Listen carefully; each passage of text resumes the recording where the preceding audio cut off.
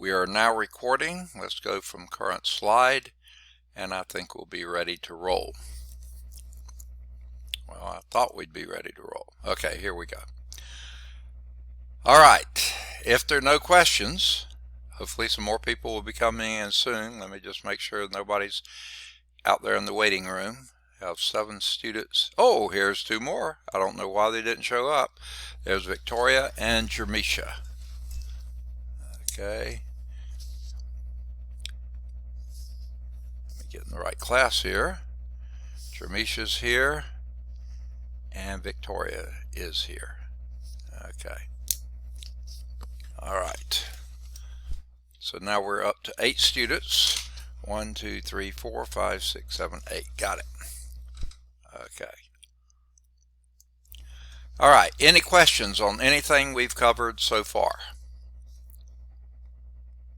Okay. I forgot to make, oops, here comes Kelly.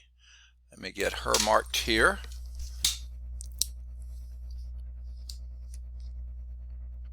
All right. So we're up to 1, 2, 3, 4, 5, 6, 7, 8, 9. So enough for a baseball team anyway. So any questions, anybody? Anything that we've covered so far? Let me just make sure there's no one else waiting. Yep, it looks like 9 students so far. Okay. Now, I meant to say this in the last class. I forgot to. It was a big class, but it was very few people in the beginning, and then I forgot to say it later when more people showed up. But this is something the dean sent us yesterday, or sometime really recently, saying, please, please, please do this. Our enrollment right now is sort of down for the spring. That means we got to get enrollment up. Okay, so if any of you have not already pre-registered for spring term, please do so as soon as you can. Now, I don't know if this new system that we're using, Banner. Oh, here's Alondra. Let me get Alondra here. Okay. All right, poor old Alondra's. She and Matthew are holding down the bottom part of the alphabet all by themselves. The top part and middle part are pretty good shape. Oh, and here's Morgan. Let me get Morgan here. All right, good deal. Now we're up to 2, 4, 6, 7, 8, 9, 10, 11. Up to 11 students. That's enough for a football team, isn't it? Okay. A football, one thing on the field anyway. Okay. So as I was saying, the dean and others seem to be very concerned that for so far enrollment for spring term is pretty paltry. So please, folks, try to get registered for spring term if you're going to be back in the spring, and I hope you will be. My first class wants you to ask about graduating, so evidently he won't be back. In most of the other classes I'm teaching, or a lot of the other classes, I've got people who are graduating this fall. So I don't have a lot of returning students, but if you are a returning student, please, please try to get your spring schedule made out. Now, just a few concepts here. Number one, I don't know what that's about, okay, but number one, they are going to be having more classes on campus in the spring than we've had this fall. We've had very few in the fall, only what they call hybrid classes. In the spring, they're trying to open back up more classes in the spring. I don't think it's a smart idea because the COVID cases are going up incredibly rapidly. Not a good idea, I don't think, but everybody's doing it, and it seems like we follow what everybody does. Okay, so they are going to have more classes on campus, but I think every one of those classes will probably also be offered virtually as well. So if a student doesn't feel comfortable being on campus, I believe you're able to still attend that class in a virtual manner.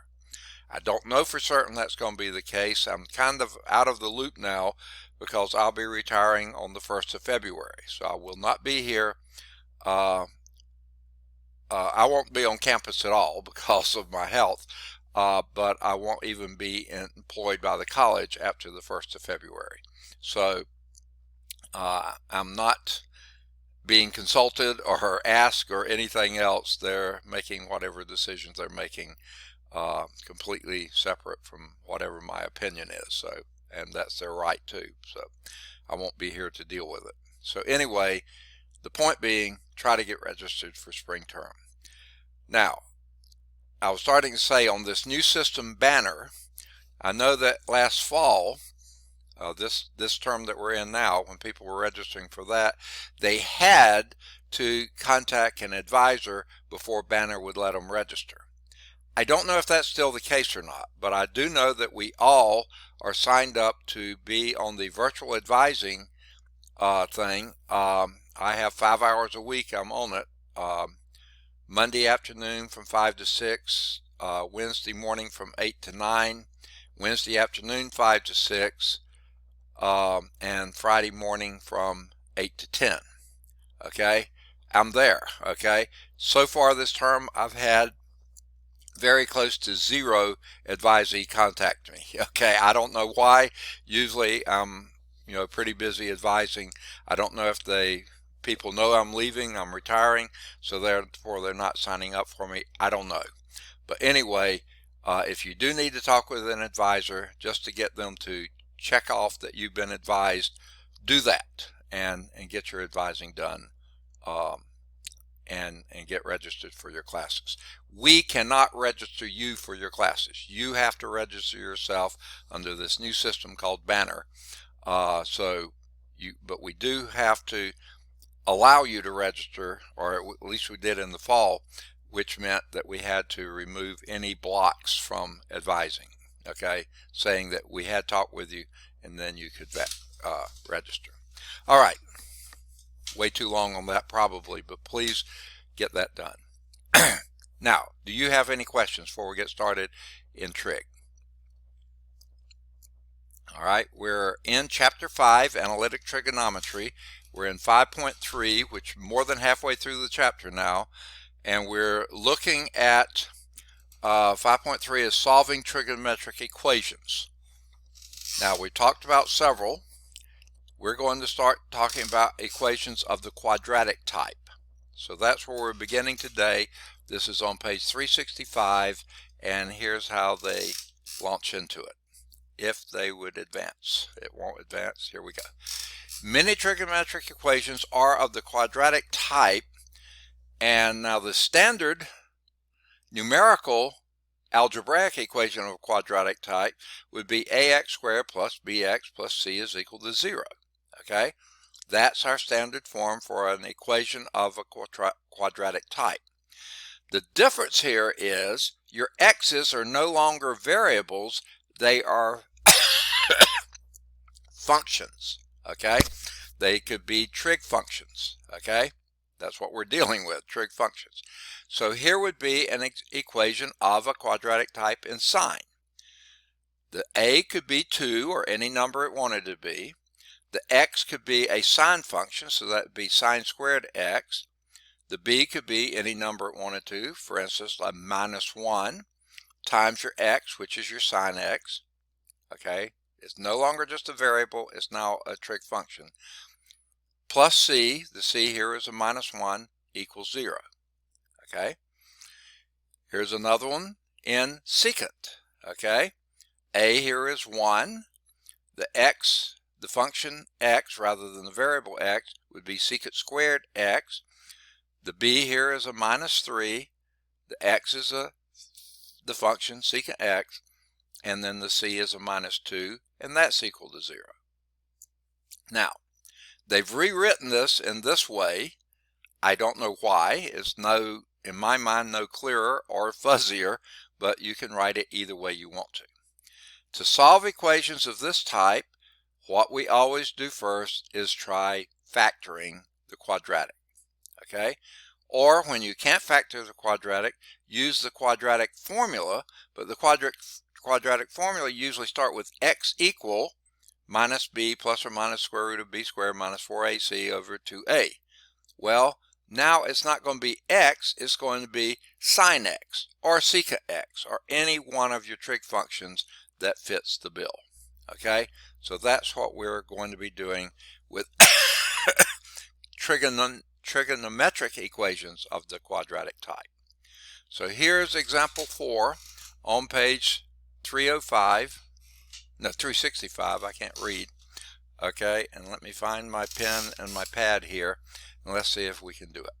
Find all the solutions for this trigonometric equation. 2 times sine squared x minus sine x minus 1 is equal to 0 on the interval between 0 and 2 pi. All solutions on that interval. Well, we look at this and see it's a quadratic equation in sine. Okay, so we're going to see, sorry, if we can factor that thing. And of course, the right hand side is 0. That's exactly what we want it to be. So we look at the first term. Now I consider this unfoiling it. Okay, look at the first term. The only possible factorization for 2 sine squared x would be 2 sine x times sine x. Okay, it's the only way you can factor 2 sine squared to give you a potential first terms there. Next, I'll look at the sine of the last term. That's a negative. Okay, what does that mean? These two signs have to be opposite. So one has to be a plus, one has to be a negative. We don't know which is which. This is why this is called, I call it trial and error. Okay, now we look at the value of the last term. That's a 1. The only possible factorization for 1 is 1 and 1. Okay, now let's see if we chose correctly on our signs. FOIL it. 2x times 2 sine x times sine x is 2 sine squared x. Yeah, we knew that was going to work. Then the outer is going to be a minus 2 sine x. The inner is going to be plus sine x.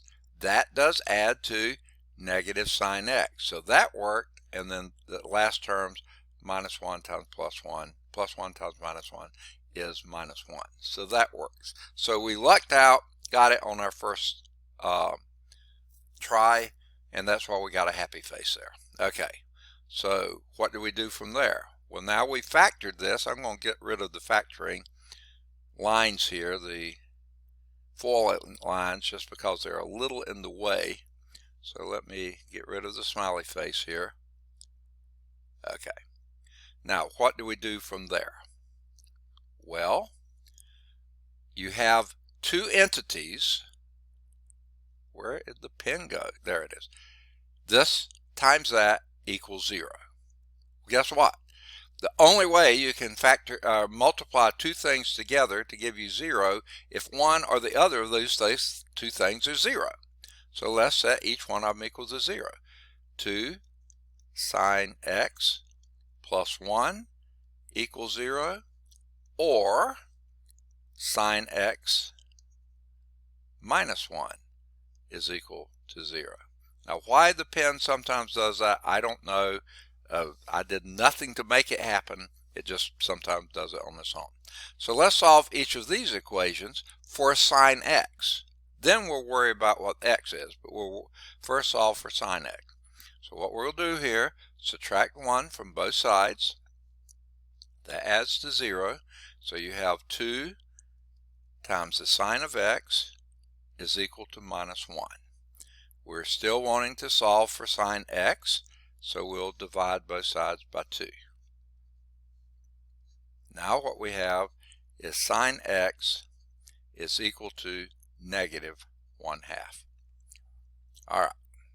Now this is one of those times when you say, what angle x, when you take the sine of it, gives you a negative 1/2? First thing I think is sine is positive in the first and second quadrant, so therefore can't be there. but it's negative in the third and fourth quadrant. So we know it's going to be somewhere down there. Now, next, what is the reference angle for a sine that the sine of that reference angle is equal to 1/2? Well, that x would have to be pi/6 or 30 degrees. So x is equal to, but because you're in the third quadrant, that's pi/6 beyond pi, so that would be 7/6 pi, 1/6 beyond pi. I don't know why this will not write. There we go. And in the fourth quadrant, that would be 1/6 pi short of 2 pi, so that would be 11/6 pi. Okay, now both of these are within the range of, in the interval of 0 to 2 pi. So we're there. We don't have to worry about plus 2n pi or anything else like this, because we're only dealing with one cycle between 0 and 2 pi. All right, then over here on the second one here, we're going to add 1 to both sides. And that gives us sine x, because these two add to 0, is equal to 1. Well, where in the world is sine x equal 1? In the interval from 0 to 2 pi. Well, sine x starts at 0 at 0. It goes up to 1 at pi halves. So that would be x equal pi halves. Now, are there any other values between 0 and 2 pi? Well, from pi halves, it goes down to 0, and then it goes down to -1 at 3 halves pi, then back up to 0 at 2 pi. No, it doesn't hit 1 again. So there's two places where the first factor goes to 0, one place where the second factor. So what are our solutions? Find all the solutions for this. This would be x equal pi halves, 7/6 pi, and 11/6 pi. There they are. Okay, now how did they do in the book? Did they get it right? Looks like they did to me. Okay, so let's see how they did it. Probably very similar to what we did. Let's see if there are any nuances that they're I'm sorry. I've got to do something to help my throat.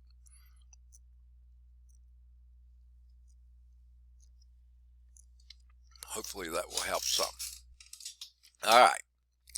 Treat the equation as a quadratic in sine, not in x, but in sine x. Okay, and factors. So they wrote it again here. Write the original equation. That seems like a huge waste of time.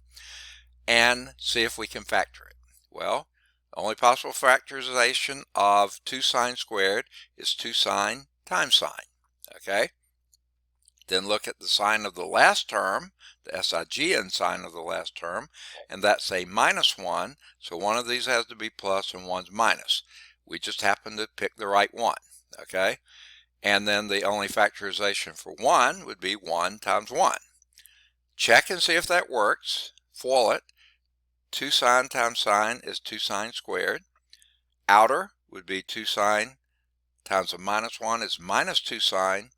Inner would be a plus sign. That adds to a minus sign. So that worked. And then the last terms are -1 times +1 is -1. Okay, our factoring worked. Okay, then what do? Set each of these factors equal to 0, because the only way you can have the product of two entities equaling 0 is one or the other of those entries has to be 0. So setting each one equal 0, obtain the following solutions on the interval 0 to 2 pi. They gave us that interval. So either 2 sine x plus 1 is equal to 0, or, I like or there rather than and, sine x minus 1 equal to 0. Okay? When you subtract 1 from both sides here, then divide by 2, you get sine x equal to minus 1/2. Add 1 to both sides here, you get sine x is equal to 1. Okay? Now what values of x would give you a sine to be negative 1/2? It would have to be in the third or fourth quadrant, because that's where sine is negative, and it would be a reference angle of pi 6. So in the third quadrant, that's pi 6 beyond pi, so it should be 7/6 pi, or pi 6 short of 2 pi. 2 pi would be 12/6 pi. 1 short of that would be 11/6 pi. So those are the two values where this is true. The one and only one value in 0 to 2 pi, where sine x is equal to 1, would be at x equal pi halves. So there are our solutions. Any questions on example 4? Now, every example is followed by a checkpoint. Please do the checkpoints. It's one very similar to what we just did. They're skipping example 5, so I'm going back and we'll go to the whiteboard and do example 5. Okay, since it's the first time I've activated the whiteboard today, I'm going to have to do a little bit of adjusting. Why they put the taskbar in the white space rather than out of the white space, I don't know. And then I'm going to scoop my white space over as far as I can to the left and up to give me maximum white space. Okay, now let's do example 5. I'm going to have to get the book in my lap to be able to read it well. Now, here's what we got. Solve this equation. 2 times the sine squared x plus 3 times the cosine of x minus 3 equals 0. Now, that's an equation. That's a quadratic equation in trigonometric equation. Quadratic trigonometric equation. What's the problem with it? You got both sines and cosines in it. That would be trying to solve an equation like 2y squared plus 3x minus 3 equals 0. Hey, you can't do that, okay? You need to have the same variable. So you need to have the same function. Now the question you ask yourself, is it easier to get the sine squared to become a cosine or the cosine to become a sine? Well, because of your Pythagorean identity, it's easier to get that sine square to become a cosine. And here's the Pythagorean identity we'll use. I hope you know it already. That sine squared x plus cosine squared x is always equal to 1. Okay? And therefore we want to get the sine squared in terms of cosine. So what we're going to do is subtract a cosine squared x from both sides. And that gives us sine squared x, which I hope you know this already. These add to 0 is equal to 1 minus cosine squared x. Okay, so we're going to take this expression for sine squared x from your Pythagorean identity and plug it in here. So this will be 2 times 1 minus cosine squared x plus 3 times cosine x. Erase my 3, my s, I don't know why. Minus 3. Oops, here comes Jared. Alright, hold on a moment. Let me get Jared marked present. Okay. Alright. We are doing pretty well, especially the top part of the alphabet. At the bottom, we're got 2 absences here. but just about everybody else is here. We're missing Jalen, we're missing Azora, and we're missing Courtney and Sharika. So hopefully they will be coming in. That houses 1, 2, 3, 4, 5, 6, 7, 8, 9, 10, 11, 12 present. Let me make sure we've got 12 present. Nobody's in the waiting room. Yep, it looks like there's 12. That's correct. Okay. Now, for those who just came in or recently came in, we're in Chapter 5, Analytic Trigonometry, in Section 5.3, Solving Trigonometric Equations. We're now on page 365, the number of days in a year, Example 5, the bottom of the page. Okay. Now, the problem with this one was we had two different trig functions, sine and cosine, in the same equation. Those won't work very well. We need to get either the sines in terms of cosines or cosines in terms of sine.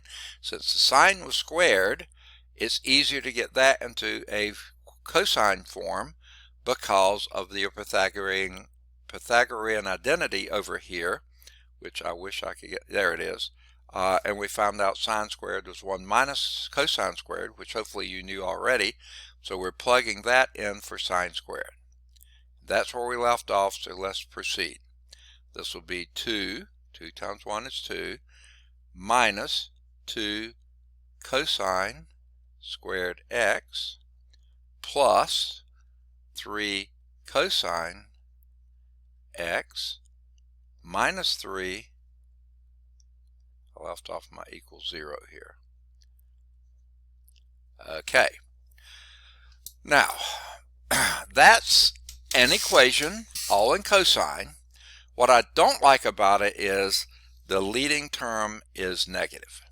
But because that's an equation, I can move things around, and it's like add 2 cosine squared x to both sides and move it around. So that's what I'm going to do. Okay. Basically, I'm going to change the sign of everything on the first left-hand side and get it in decreasing order of your powers. So this will become a 2 cosine squared x, okay, minus, because I'm changing the sign of everything, 3 cosine x, and this becomes a plus and that becomes a minus. So that's going to be plus 1, and that's equal to 0.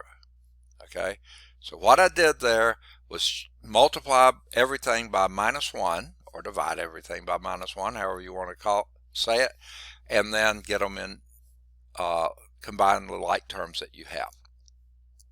All right, I'm losing my voice, sorry about that. Now what we've got to see if we can factor this quadratic expression. Okay, now again, like we said before, the only possible factorization for 2 cosine squared x would be 2 cosine x times a cosine x. Okay, next we have the sign of the last term is a positive. That means both of these two signs have to be the same. We look to the middle sign, see it's negative, so that's got to be a minus here and a minus there. Now, the last term is a 1, okay? The only possible factor, wherever my pen is, only possible factorization for 1 is 1 times 1. Now, we don't know if this works. Let's check it and see. For it, 2 cosine x times cosine x is 2 cosine squared x. That one works. Let's do the outer. That would be a minus 2 cosine x minus cosine x. That's minus 3 cosine x. Yes.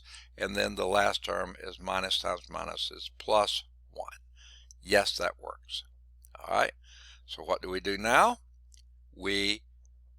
Oh, here comes Sharika. Good deal. Okay. I've got to get my, well, I cannot get, there it is. Okay. Sharika admitted, and get her marked present here. All right. Now, Because several people have come in since I made the announcement early, I'm going to make it again because I just happened to think of it. If you are returning, okay, let me rephrase that. Hopefully you are returning to campus in the spring, okay? If you are, please go on and register. You're freaking out the administration because so far registration has been really slow. And they're worried because they have to pay the bills. Okay, so please, folks, try to get registered as soon as you can so that we can see how spring term is going to look. And if you haven't heard already, they are returning to campus. Some of the classes are going to return to campus. I don't think it's a good idea, but they're doing it because everybody else is doing it, and that seems to be what governs. Just do what everybody else does.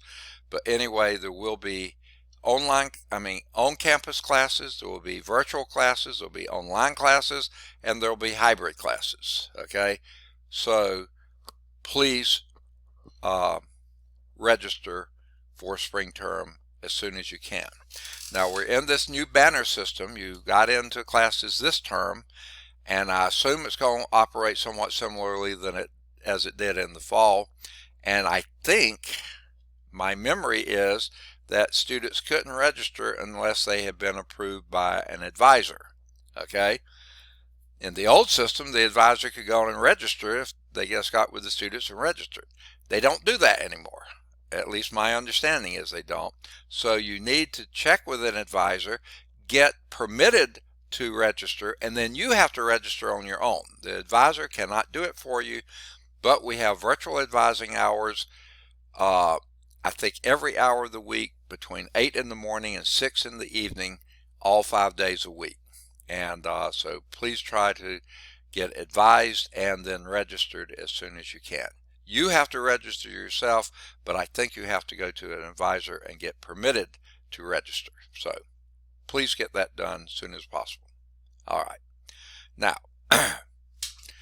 for those who just have come in, we're in Chapter 5, Analytic Trigonometry, Section 5.3, which is Solving Trigonometric Equations. We're on the bottom of page 365 doing Example 5. Okay, we got down this far.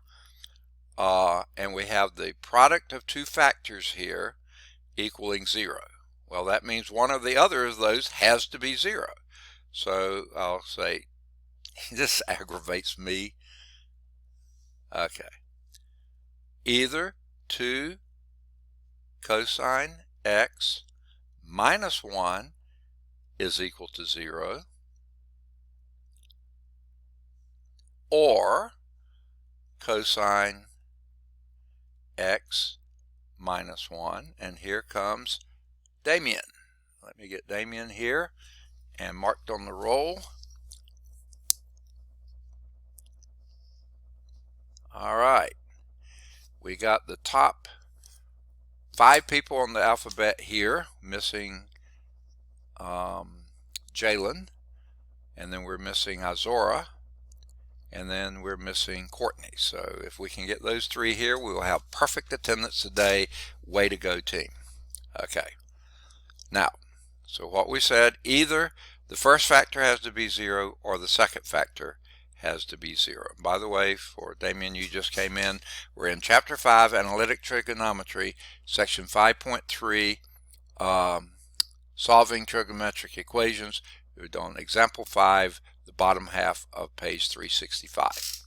We're this far along. Okay. Was there a question? Okay. Now, let's see if we can solve this first equation here.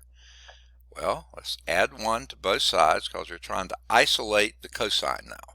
Solve for the trig function, not for the variable. We'll get there in a minute. Solve for the trig function. So we're going to add 1 to both sides, and that gives us 2 times the cosine of x, because plus 1 minus 1 as a 0, is equal to 1. Okay? Then the next thing we do is divide both sides by 2, solving for cosine. And that gives us cosine x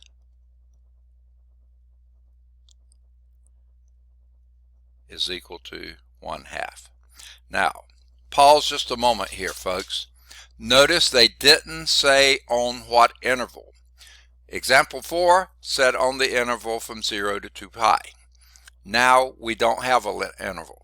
So we will take it, assume for 0 to 2 pi, and then add our plus 2n pi because that's the period for cosine.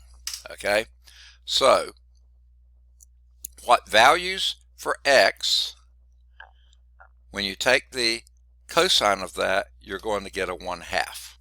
Well, the first thing I ask myself, where is cosine positive? Because that's a positive 1/2. Cosine is positive in the first quadrant and the fourth quadrant. It's not positive on the second or third. So we've got to be somewhere in the first quadrant or fourth quadrant. Okay, now what angle, reference angle, gives you, when you take a cosine of that angle, gives you 1/2? Well, that's going to be, remember, cosine starts at 1 and it works its way down, okay, if you're doing that. So it's going to be 1/2 right before it gets to pi halves. That will be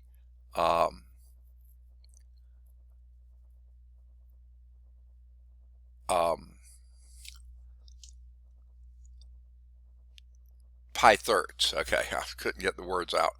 That would be at pi thirds. Cosine is 1 at 0. It's square root of 3 over 2 at pi sixths.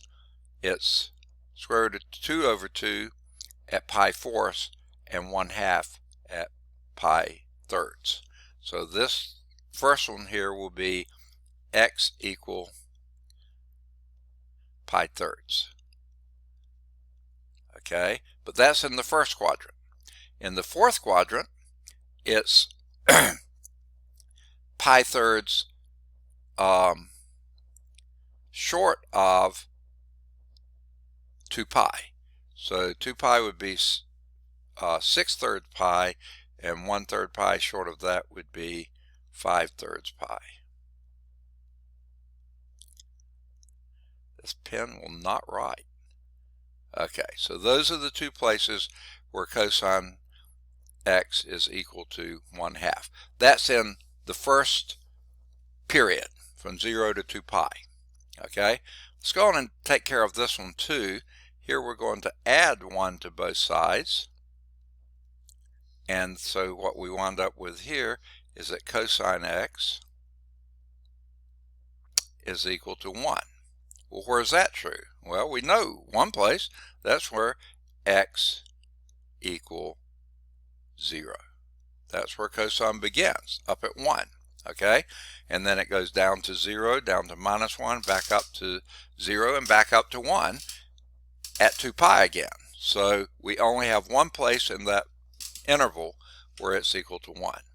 So what we have to do now is extend this to any value x. So your general solution, and here's how I'm going to do it, that will be x equal to n pi. When n is equal to 0, you're at 0. When n is equal to 1, you're at 2 pi. n equal to -1, you're at -2 pi. Every one of those places, cosine is equal to 1. This one would be pi thirds plus 2n pi. See, this is 0 plus 2n pi. This is pi thirds plus 2n pi. And the last one would be 5/3 pi plus 2n pi, where n is any integer, positive or negative. Okay, that pen is not writing well at all. All right, let's see how the book did. X equal 2n pi, good for them. Pi thirds plus 2n pi, and 5/3 pi plus 2n pi. Got it. There's a checkpoint right after that. Please do the checkpoints as soon as you can after class. Now, I'm trying to think where we ended up. I'm going to have to go back to the PowerPoint because I don't remember where they ended. 5.3.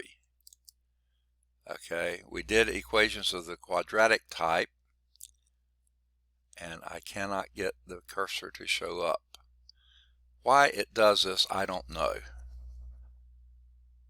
I can tell it's there somewhere, but I can't get it to show up. This is such an aggravating thing. There, somewhere right there. Okay, that was example 4, and they move on to functions of multiple angles. That's on page 367.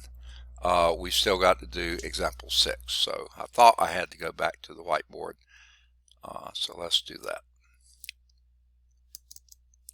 Okay, anyone need example 4 still, or example 5 still up there? Not? Okay, let's move to example 6. Okay, this is on page 366. Number of days in a leap year. Okay. And this one's also, you can go to larsonprecalculus.com for an interactive version of this type of example. So it says find all the solutions for this equation. Cosine x plus 1 is equal to sine x.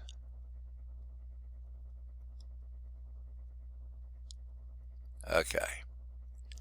Now, on the interval,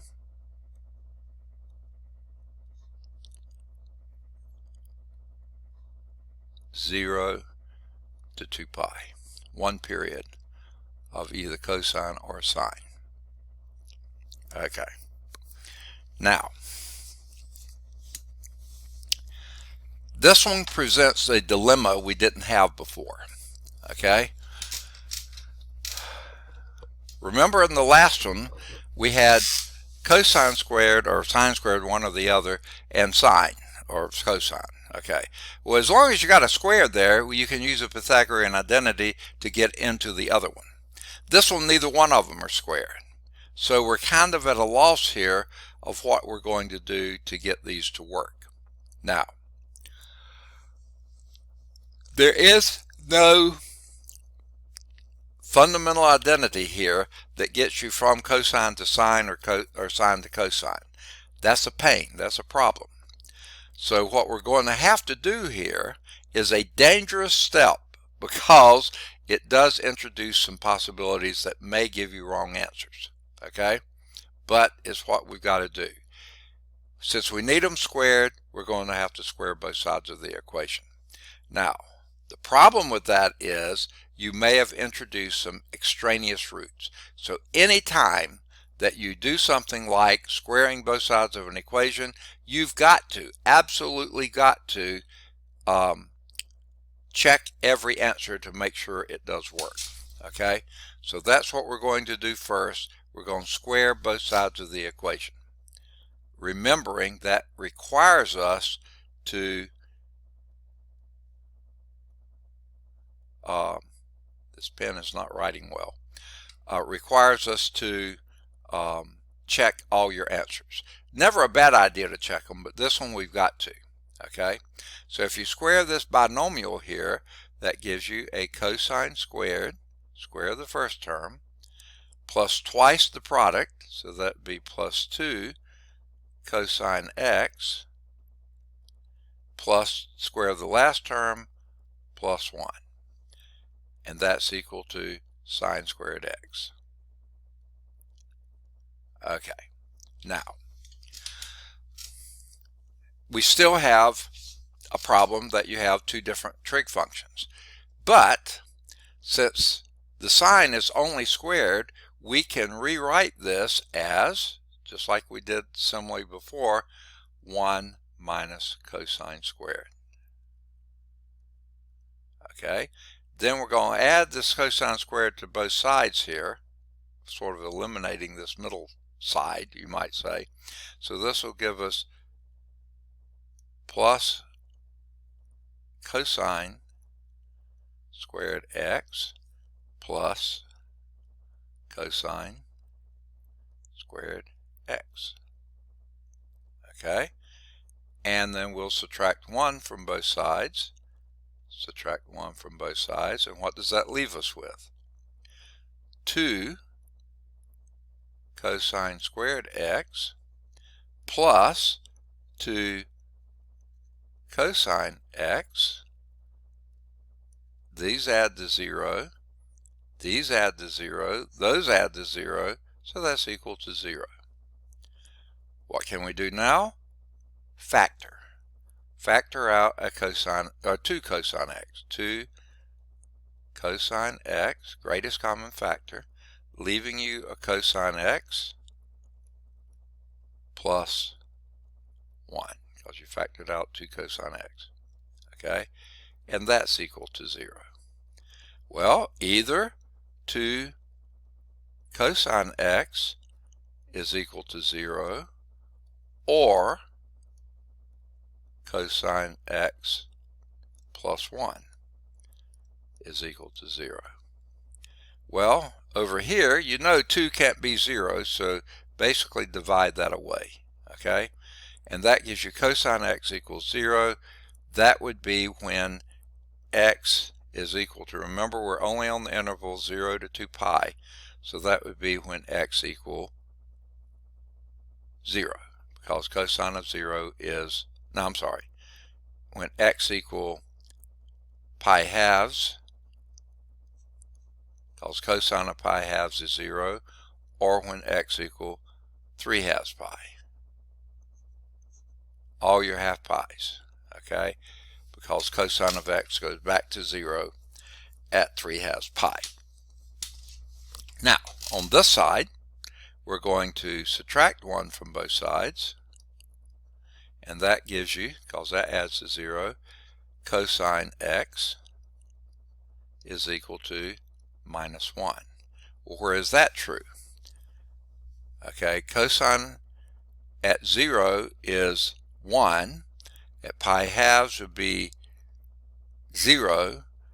At pi would be negative 1. So this has x equal pi. Now, is there any other place where cosine is negative 1? Not in that interval. That's it. Okay? It's at pi and no place else. Okay.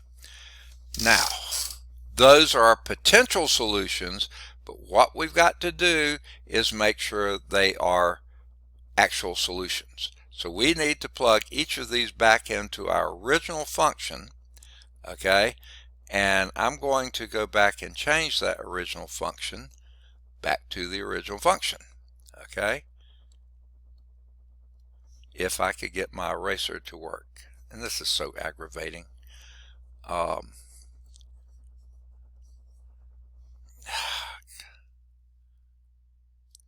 don't know why this is so. Okay, let's go back and try to get the eraser to show up again. Every time I hit the eraser, the whole thing changes and the screen sharing pauses.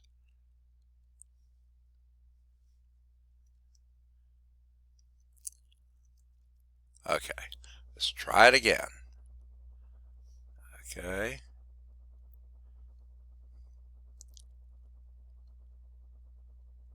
There we did. Finally it got it. So here's the original equation. It was cosine x plus 1 is equal to sine x. That was our original equation. So let's see if this works. When you put an x in for x equal pi halves, here, cosine of pi halves, we just did it, that's 0. 0 plus 1 is 1. Sine of pi halves is 1, so this one works. Okay, let's try 3 halves pi. Cosine of 3 halves pi, cosine starts at 1. At pi halves it goes down to 0. It goes down to minus 1 at pi, and then up again to 0 at 3 halves pi. So this will be a 0 plus 1 is 1, and sine of 3 halves pi is negative 1. So this one does not work.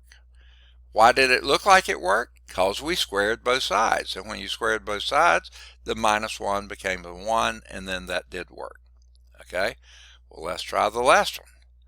X equal pi. Cosine of pi is -1 plus 1 is 0. Sine of pi is 0. 0 is equal to 0. That one works. So two of these did work. One of them did not. So our solutions are x equal pi halves or x equal pi. Okay. Any questions on that? Whenever you have to do something like squaring both sides of an equation, you've got to check your answers and make sure that they work. Okay. That being said, let's move back to our PowerPoints. Okay.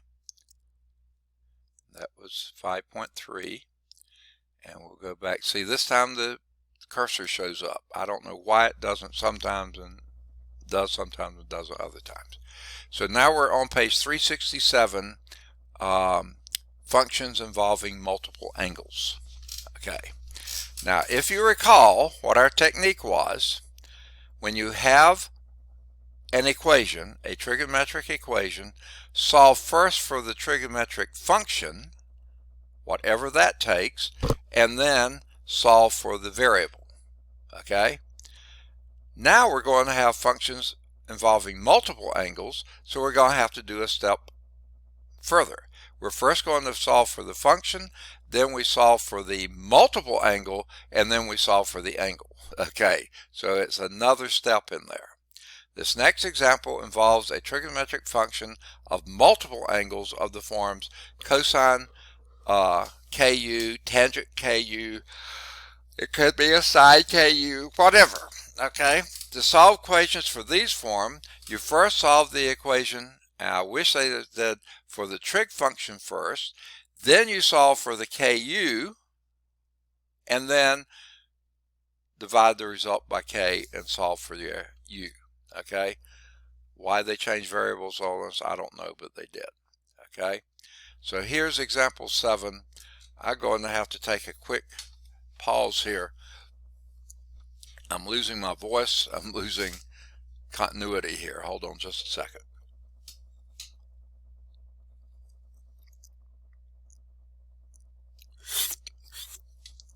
I was going to try to hold off that until the end of the class, but I thought 21 minutes, I'm not going to make it, I don't think. My throat's hurting too badly. Okay. So here's example 7 on page 367, top of the page there. Okay. Now, first thing we do, well, I'll get the pad in my lap. Sorry. First, we want to solve for cosine.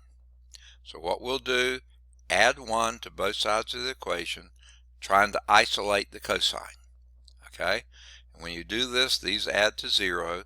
That gives us 2 times the cosine of 3t is equal to 1. Okay?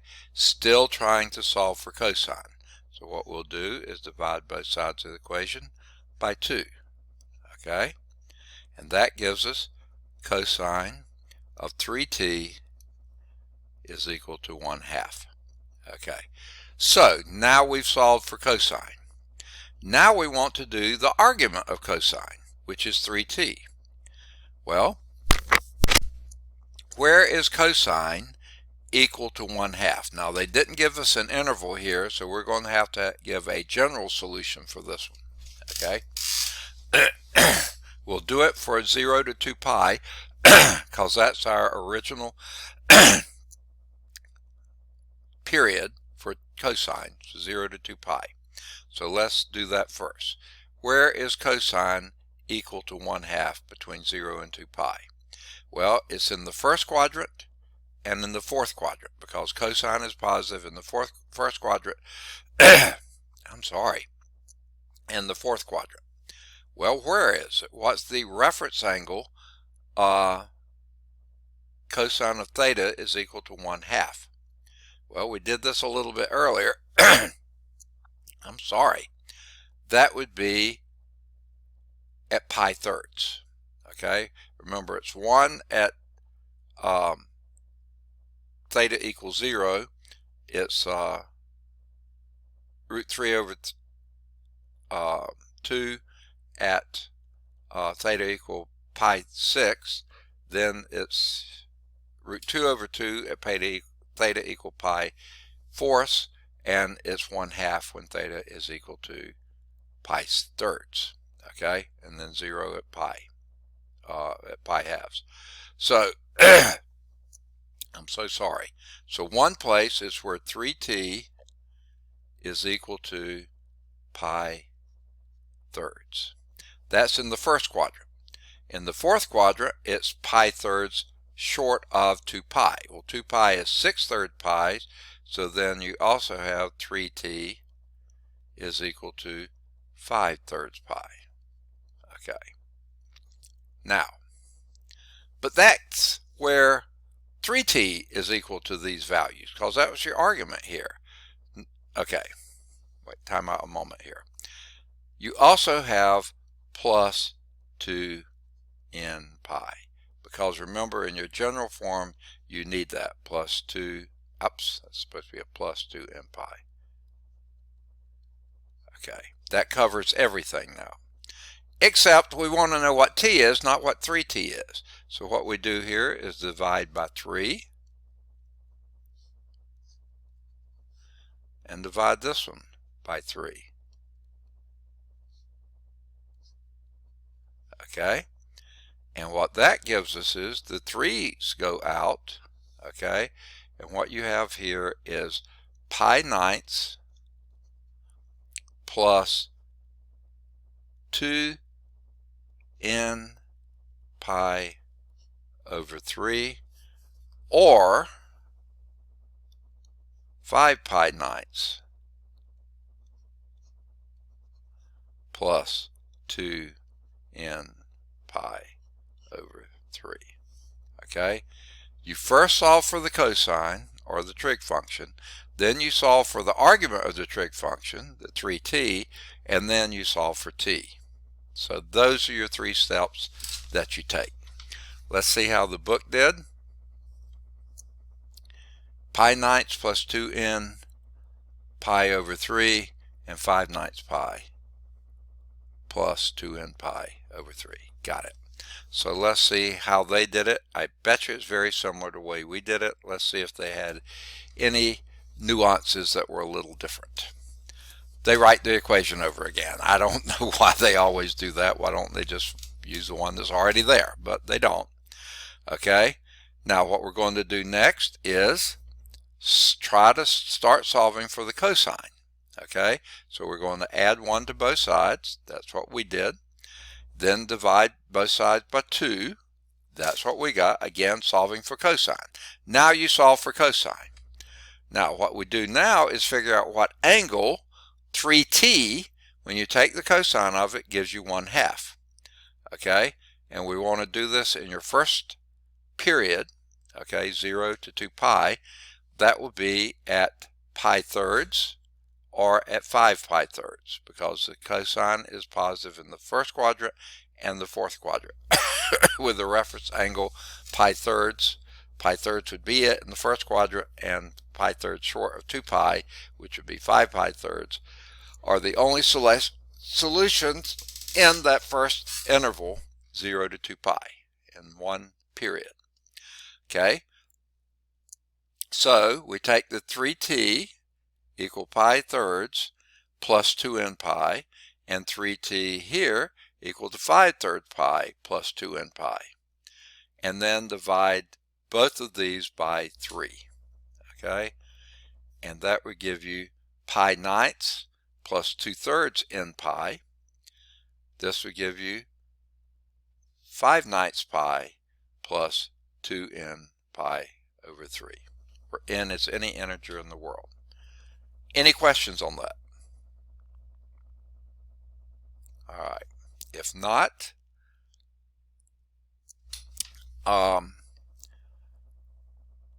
that was example 7. It's followed by a checkpoint on page 367.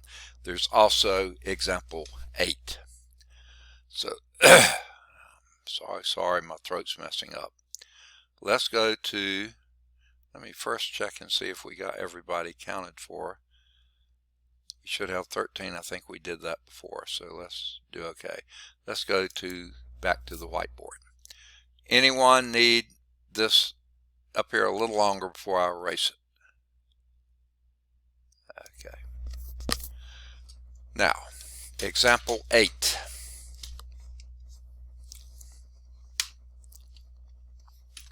Is this one. 3 times the tangent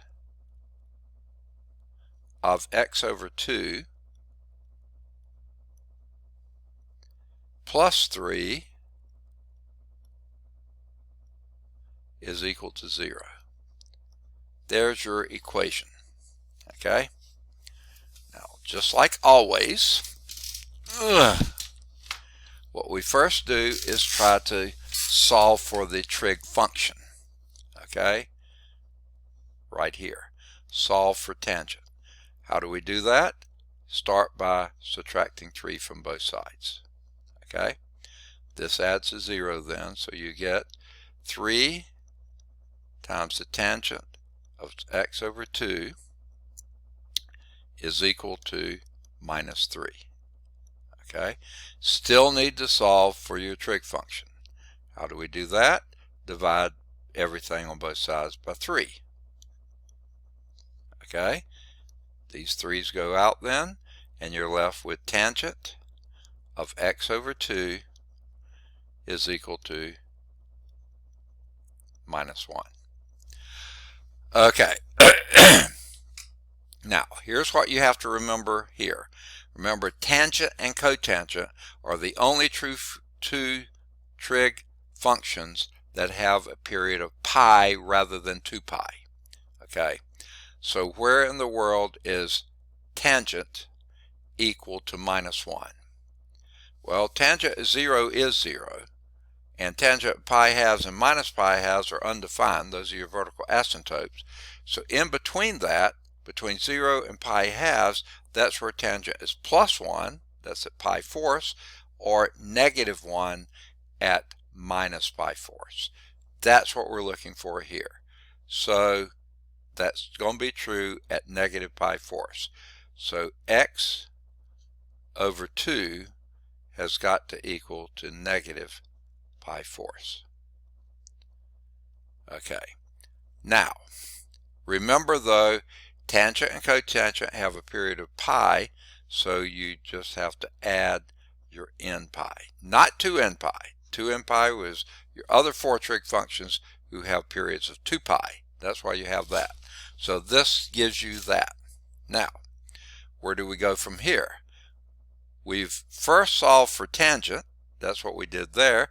Then you solve for the argument of tangent. That's what we did here. Now we find out what your actual x is. So how do we get that? Multiply everything on both sides of the equation by 2. Okay? And here the 2's go out, and you're left with x is equal to, here 2 will go in the 4 twice, so this will be pi halves plus, now it goes back to what we had before, 2n pi. I said n pi and wrote pi. I don't know where the brain is.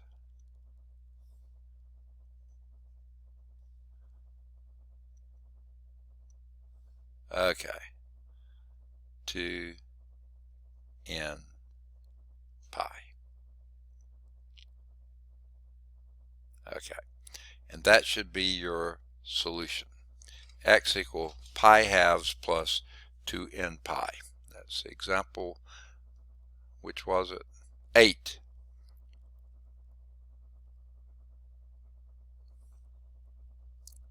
I botched something up here somewhere. Oh, okay. No, I didn't. This is correct answers, but I took the angle to be minus pi fourths. They took the answer to be, the angle to be 3/4 pi. Hey, they're the same thing. They're just off by a factor of 1.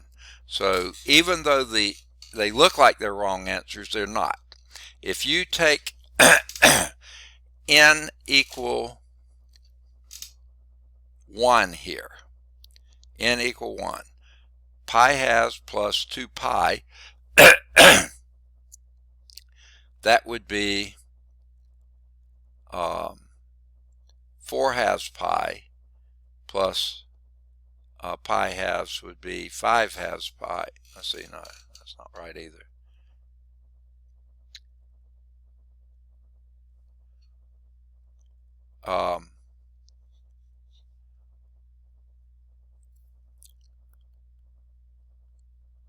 I did it the wrong way. Let's do it the other way. N equal minus 1. No, that won't work either. N equal 1. That would be 2 pi plus pi halves. Well, 2 pi is 4 pi.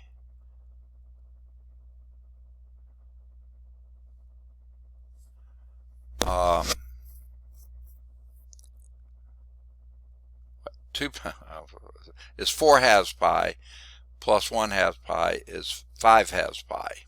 Okay.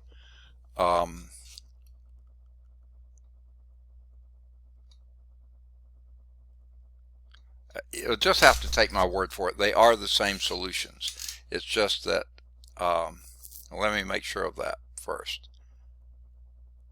Oh, no, I didn't. Okay.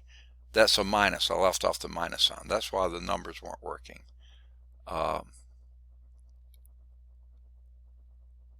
There. That's supposed to be a minus there. I had it up here. I didn't bring it down here. When you multiply by 2, it's minus pi halves plus 2n pi. Now, if you choose n equal 1 here, that would be 4 halves pi minus 1 half pi would be 3 halves pi plus 2n pi. Yes, that is the same answer. Okay.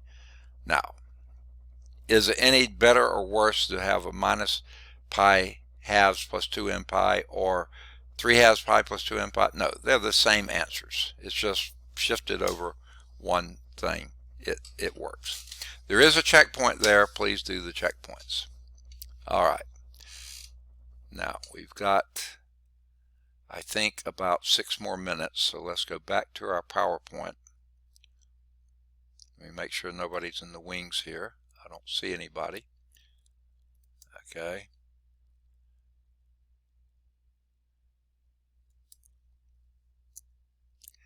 .3, and we'll resume the slideshow. And that was example 7. Why it went back that far, I don't know. But we've already done.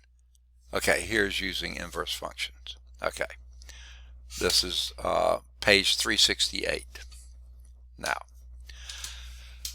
most of what we've done so far, especially in this section, we've used those very familiar angles. You know, things that gave you 1/2 or square root of 3/2. I mean, you know, whatever. Okay, we were using those that were very common.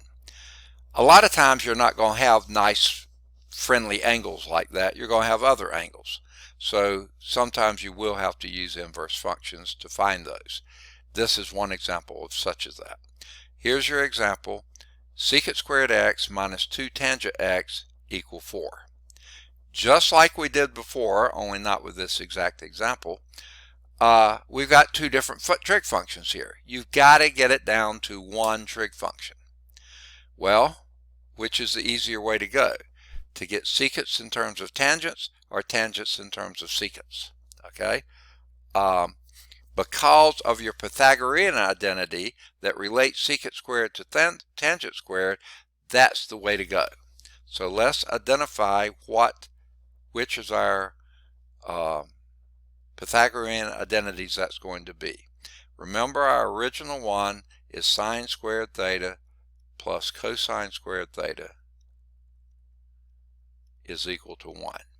And we're trying to get a secant squared theta out of it. Well, that is 1 over cosine squared theta. So we're going to divide there. We're going to divide here, cosine squared theta, and we'll divide here, cosine. Yuck. This is so aggravating. Cosine squared theta. Okay, well, sine squared divided by cosine squared, sure enough, is tangent squared theta. Cosine squared divided by cosine squared is 1. And like we said, 1 over cosine squared is secant squared. Okay, so now we've got secant squared in terms of tangent squared, so let's write that instead. This will be tangent squared plus 1 minus 2 times the tangent. I said theta, these are x's here. Okay, these should all be x's. Doesn't matter what you call it, but I should have used what the book called it.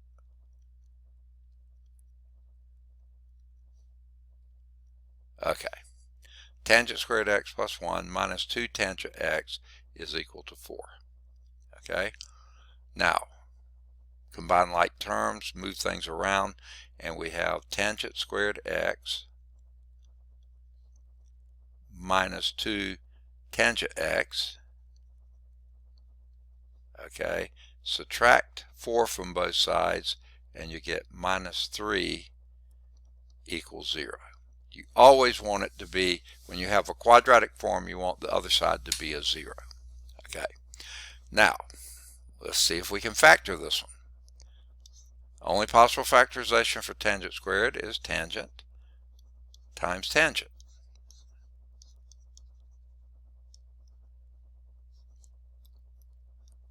Okay, now sign of the last term is negative. One of these got to be positive and one's got to be negative. Okay, the only factorization for the 3 is going to be a 3 and a 1. Okay, well, we want the bigger number to be the minus sign, so make that be the 3 and this be the 1. Okay, now let's check it and see. FOIL it. Tangent times tangent is tangent squared. Sure enough, that works. Then you have a minus 3 tangent x plus tangent x.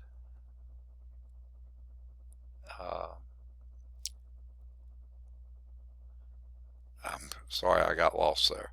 Minus 3 tangent x plus tangent x is minus 2 tangent x. Perfect. Plus 1 times minus 3 is minus. So yes, that factored properly. So now we say each of these equals 0.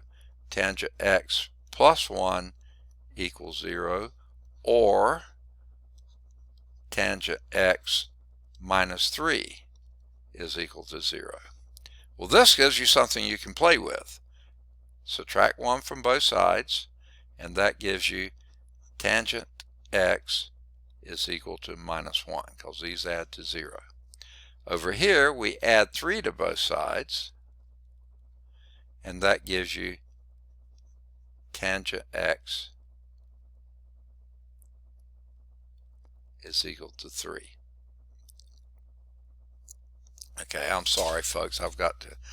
Thought I could hang out just a little longer, but I'm losing it.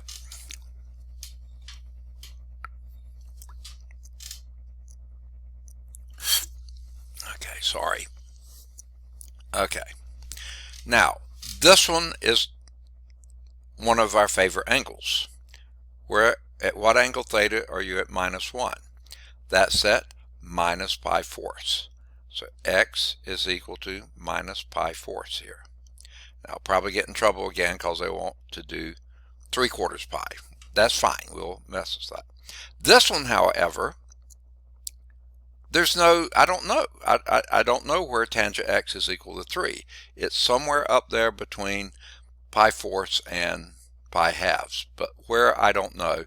So this one, we just have to use the inverse function. X is equal to inverse tangent of 3. Okay, that's how we have to write it. Then this is plus n pi, and this is plus n pi, because they didn't give us an interval on which it is, so we have to include it all. So there's our example 9, and they used the minus pi fourths this time, whereas last time they didn't. Okay, so it's minus pi fourths plus n pi, or inverse tangent, or they use arctangent 3 plus n pi. All right, how are we doing on time?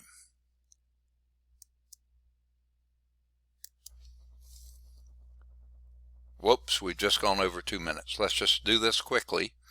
Example 9, they use 1 plus tangent squared to equal secant squared, and then combine like terms and have tangent squared minus 2 tangent x minus 3 equals 0, and that factored is a tangent x minus 3 times tangent x plus 1 equals 0, and setting each of those equals 0, you either have inverse tangent equal to 3 or x equal minus pi fourths, and then add the period in pi to that, so it's arctangent or inverse tangent of 3 plus n pi, or negative pi fourths plus n pi, where n is any integer. Okay, you can use the calculator to approximate the value of arctangent of 3. I don't think I can, because my calculator, my phone, for some reason is not operating properly in calculator mode. Well, now it is. Earlier it wasn't, now it is. And we can do inverse tangent. So I have to go to second mode here, and I want to be in probably radians. So let's do 3 and then do the inverse tangent, and that gave me something around 1.25 approximately. Let's see if they give an answer. No, they don't. Okay, they just said you could do it. And that was example 9.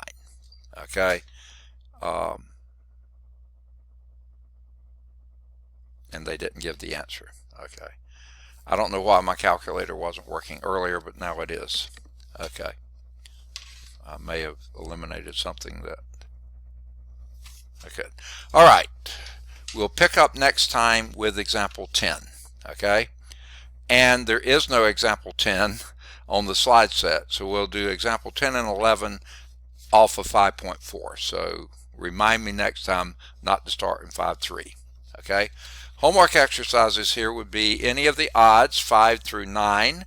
They're all at Calc Chat. Any of the odds 11 through 27, all at Calc Chat. 13's at Calc View. Any of the odds 29 to 37, they're all at Calc Chat. 29's at Calc View. 39 to 45, they're all at Calc Chat. 39's at Calc View. And I think you can do 47, it's at Calc Chat. Let me make sure I'm not giving you too much here.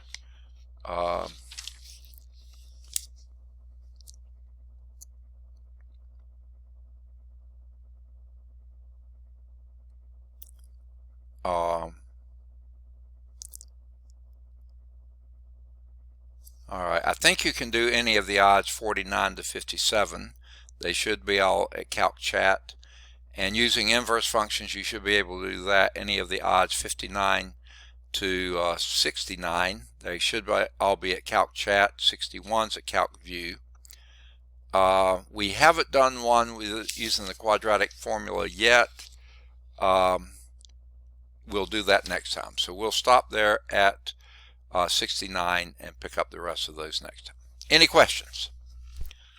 Okay. We are ending week 12 right now. So we got week 13, 14, and 15, and then we have final exams week. So we have 3 weeks left, 3 full weeks of class left, plus final exams week. Next week is the second week in November. The next one is the third week in November. And then the fourth week in November, that's Thanksgiving week, there are no classes that week, okay? And then the week after Thanksgiving is our last week of class, and then final exams is the week after that, okay? I'll be giving you your final exam that last Thursday that we meet, the first Thursday in December, and then you'll have till the next Thursday to get it into me. If any of you are graduating this term, you might have to get things in a little bit earlier, but usually they're pretty, they can handle that okay. But you can't dawdle if you're graduating. You got to get me the stuff in on time. You didn't ask that, but is that okay? Okay, that. All right, glad to. All right, any other questions? Great questions, by the way. Okay, I'm going to stop sharing now because I'm sick and tired of sharing, and because we need to, I've got another class coming up pretty soon.